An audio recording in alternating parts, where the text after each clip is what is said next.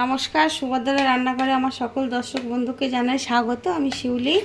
আজকে আমি আবার একটা নতুন রেসিপি নিয়ে এসেছি। সেটা হচ্ছে আমি দই চিকেন বানাবো। তার জন্য আমি কিছুটা দই নিয়ে নিচ্ছি।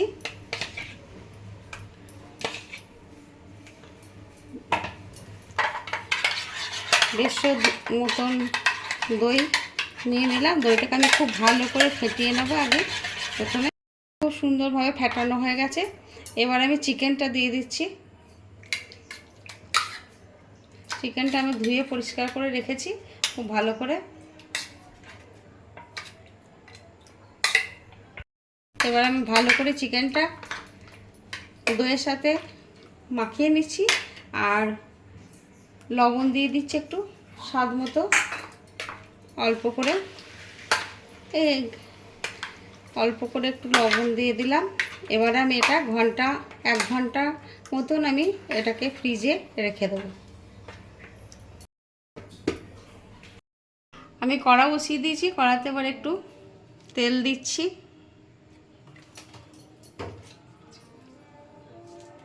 গোটা গরম মশলা ফোড়ন দিচ্ছি। ফোড়নটা একটু কয়েক সেকেন্ড ভাজা ভাজা হোক। তেলের সাথে আমি একটু ঘি দিয়ে দিলাম। এবার আমি পেঁয়াজটা দিয়ে দিলাম।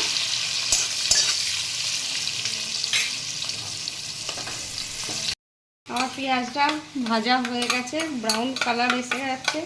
এবার একটু আমি রসুন আর আদা বাটা দিয়ে দিচ্ছি অল্প করে। এবার এটাকে আমি একটু কষিয়ে নেব। আমি সামান্য একটু কাশ্মীরি রেড চিলি পাউডার দিলাম, যেহেতু এতে হলুদ পড়বে না, কালারটা একটু লাল লাল হবে, দেখতে ভালো লাগবে বলে। আমি তোমরা দেখতে একদম ভীষণ কম মশলা দিয়েছি। 1 টেবিল চামচ আদা আর রসুন বাটা দিয়েছি, একটা পেঁয়াজ দিয়েছি, 1 টেবিল চামচ তেল, 1 টেবিল চামচ ঘি, এই দিয়েছি মাত্র। এবার আমি চিকেনটা দিয়ে দিলাম।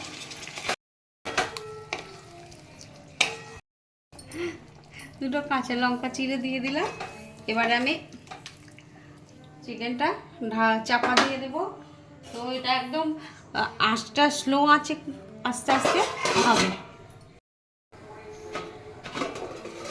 এবার আমি চাপাটা খুলে একবার দেখি। আরে বাবা, কত জল বেরিয়েছে চিকেন দিয়ে, প্রচুর জল বেরিয়েছে। আমি ম্যারিনেশনের সময় লবণ দিয়েছিলাম, তো এখন আর দেইনি।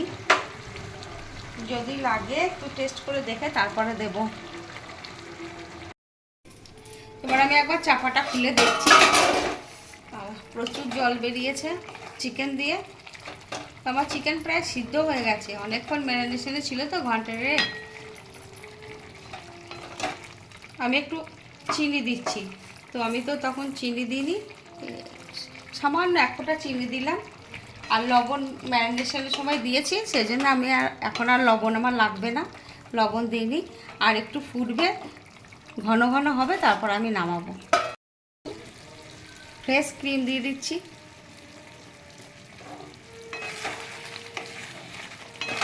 ক্রিমটা দিয়ে এবার আমি বন্ধ করে দেবো, দিয়ে কিছুক্ষণ স্ট্যান্ডিং টাইমের জন্য রেখে দেবো। তারপরেই এটাকে সার্ভ করে দেবো।